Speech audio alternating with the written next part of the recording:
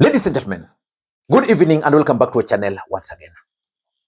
Earlier today, in the morning to be precise, I was with a group of friends, around 5 people. We were just taking tea in one of the restaurants here in the town. And there was some interview on the TV there. Eric Latif was interviewing Joaquim Simiyu.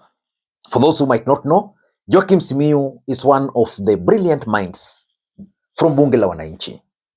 And he was really dispensing wisdom carelessly during that show. There is something Simiyu said which caught our attention. And we actually continued with that discussion after the show. Joaquim Simiyu told Kenyans that they should never be sure that William Ruto can never be re-elected again.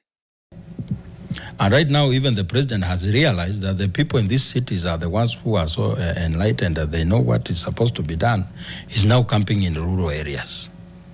The president goes to Bungoma in Webuye, in a very remote area, and launches a transformer there. So for you and me, we will say this is rubbish. What is the president doing? But there is a person in Webuye, in Sipala there, who has never left Webuye since they were born. They have been using this koroboi. And then they see a president in an area where even an MCA doesn't go. And this president is launching a transformer, and at the end of the day they can press something on the wall and light is in the house. We have an uphill task on convincing that person that the person who launched this transformer is not a good person for us. You know, as in the city, we are like, what is the president doing? Launching a transformer. But he was in Meru. Was it in Meru? Where he launched some sewer system. Nilikuwa nimesema ata launch mtaro akienda Mount Kenya. And he actually did it. He launched a mtaro. Yes. He had said, but he did it. Yeah, he did it. For us, we can analyze things. How about the people who are away from information? We need to find a way of getting to them and telling them, because the president has realized that they are the only ones who can elect him. And we should get to them first before he gets to them. So that when he gets to them, they are like, oh, ni ule tuliambiwa, we are tutaki. But if we keep quiet and he will let him make these strides, it will be hard for us to catch up. Let us not assume. I've been in opposition for some time. I know how things start going south. And it's actually true. William Ruto's strategy now is very simple, going deep into those villages. I remember when William Ruto came to Kisumu for that visit, he went to Nyakach, Nyabondo. I'm not so sure whether any other president has ever visited the place. That is deep in the village. Then after the show ended, we continued with that discussion. And the discussion centered around who can defeat William Samoei Arap Ruto. Because the general consensus, we were actually joined by others, was that William Ruto can be easily defeated, but by a combined opposition fronting a single candidate. So the question was, who can this candidate be? Can that candidate be Fred Okengo Matiang'i? Can that candidate be Kalonzo Musyoka? Can that candidate be Babu Owino? Can that candidate be Ndindi Nyoro? We looked at all those scenarios. Then later on, I came across another interview today where Babu Owino hinted at running for the presidency of the Republic of Kenya in 2027 with Ndindi Nyoro as the running mate. I want us to talk about that ticket. Now, when we come to issue of Ndindi Nyoro, Jeff, it is always better to ask for forgiveness than ask for permission. The time is now, and the time for the youthful leadership is now. I'm still talking with my brother Ndindi. I have an ambition, and I told you that there could be a presidential ambition, there could be a gubernatorial ambition, depending on how we will decide with my brother Ndindi. But I said, Ndindi is equally a performer. Today, if we decide we go for presidency, asubuhi mapema. Wewe president Ndindi deputy. Without Mindio Rezo Ndindi akuwe deputy. Without even paying agents.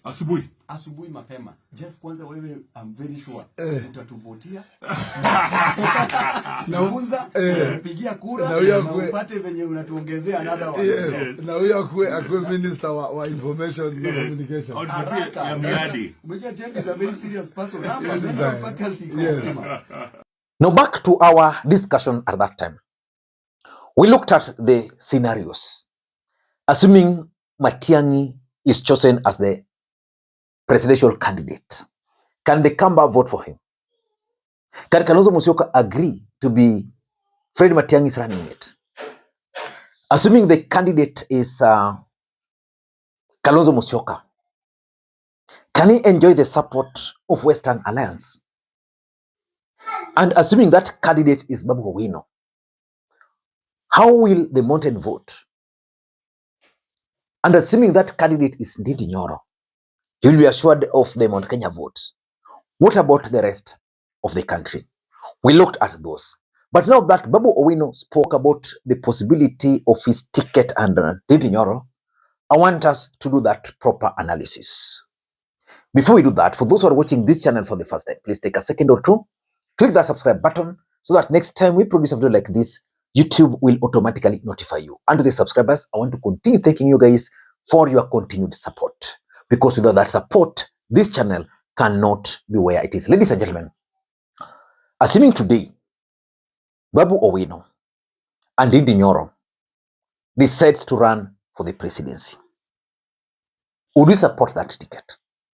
Because let's face it, Babu Owino and Ndindi Nyoro are youthful. Babu Owino and Ndindi Nyoro are well educated. Babu Owino and Ndindi Nyoro, their performance as members of parliament are well documented. Can you support that ticket? In this video, I want us to look at some 5 or 6 questions about that ticket. Before we do that, allow me to also take this opportunity to introduce you guys to Carotex computers. If you are looking for reliable and quality computers and accessories, then Carotex computers is the place to go. They offer both brand new and refurbished laptops, tablets, desktop, and a variety of computer accessories. They are located at Nairobi Bazaar Plaza along Moi Avenue, Mezzanine, first floor, room number 7, unit 3. They deliver nationwide, which means you can conveniently place your order through their website and you will receive your goods right in your convenient place. Ladies and gentlemen, I want us to talk about Babu Owino and Ndindi Nyoro ticket.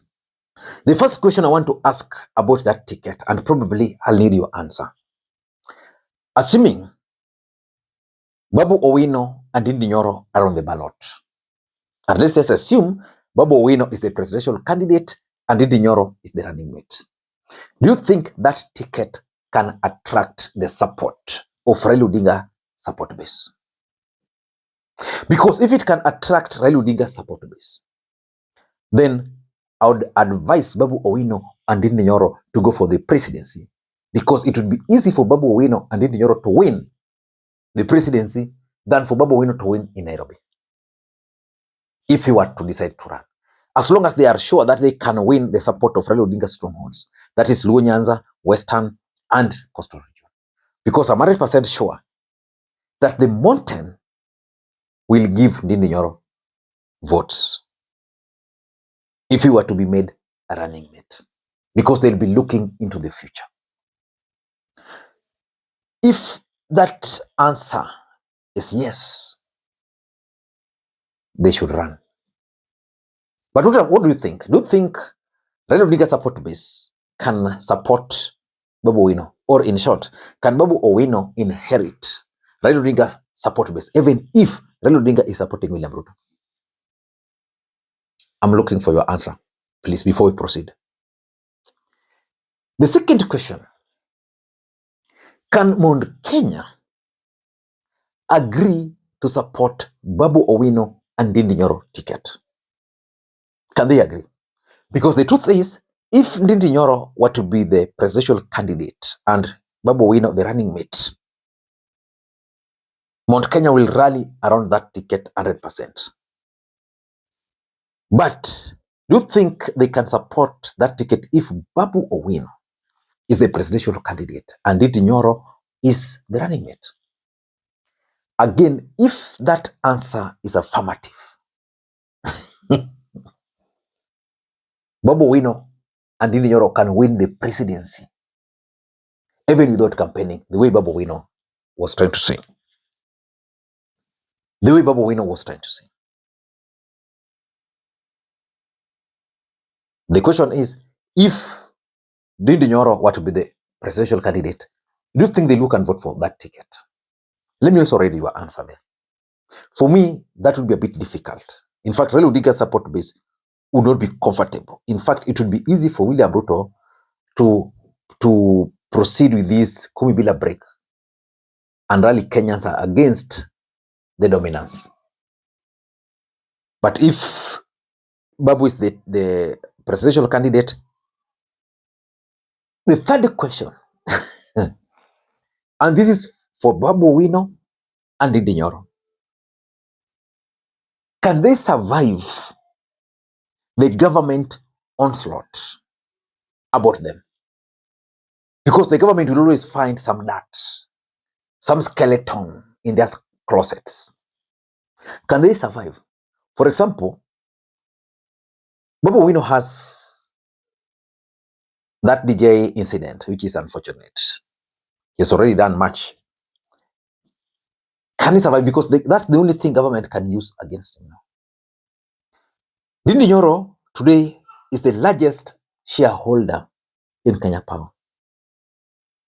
We know that Ndindi Nyoro just recently was the CDF manager for Irungu Kangata. He was elected member of parliament, now serving his second term. Is that time enough for him to make such kind of money? The government can decide to focus on them. Can he survive? Can they survive government onslaught? Because if they can survive government onslaught, then they can succeed. In fact, the reason why Ndindi Nyoro was removed from the budget committee was simple. They didn't want to give him platform. They didn't want him to interact with the MPs, because by interacting with the MPs, he was making contact. He was able to go to very deep constituencies. Again, William Ruto was also sending him a signal that we can punish you. Can they survive? If they can answer that question, that they can survive, then they are ready to go. The fourth question is, can that ticket appeal to the agencies? In fact, during our discussions in the morning, one of the questions we asked is the agencies. Who is their candidate? Who is the agency candidate as we speak? Because the agencies told us that they are tribeless, they are leaderless, and they are moneyless. You can't operate like that in politics. You need a leader. You need someone to rally around. They need a presidential candidate, because politics is about elections. And you can't elect a leaderless person. You must elect an individual who is their preferred presidential candidate. If Babu Owino ticket and Ndindi Nyoro's ticket can attract or can appeal to the agencies, I would advise them to run very fast and start processing their presidential ticket, because it can easily explode and win first round. But the most important question, which is my last question, can Babu Owino and Ndindi Nyoro raise enough funds to fund their presidential campaigns? The truth of the matter is that 2027 presidential elections in the Republic of Kenya is going to be the most expensive election in the Republic of Kenya. The most expensive. Are they ready for that election? Ladies and gentlemen, can they raise enough money? Can they sponsor candidates across the nation? Will they be able to attract agents across the entire country? All those will require money. Until next time, this is Lima Queen. Bye-bye.